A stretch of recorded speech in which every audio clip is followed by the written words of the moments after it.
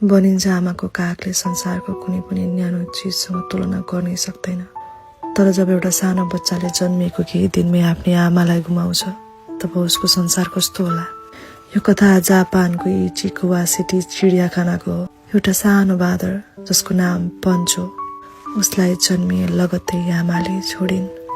एक्लोपन र डरले छटपटाइरहेको पञ्चलाई सहारा दिन त्यहाँका कर्मचारीहरूले एउटा ठुलो ओराङटुनाको टेडी बियर उपहार दिए।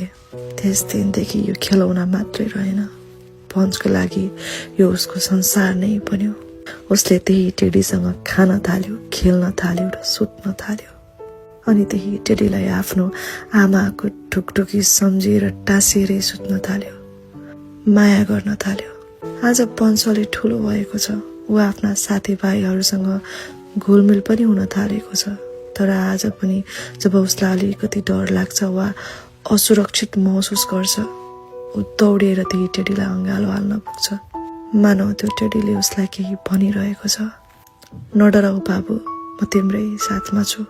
यो भिडियो आजभोलि सोसल मिडियामा निकै नै भाइरल भइरहेको छ र यो भिडियोले पनि मेरो मन असाध्यै छोयो।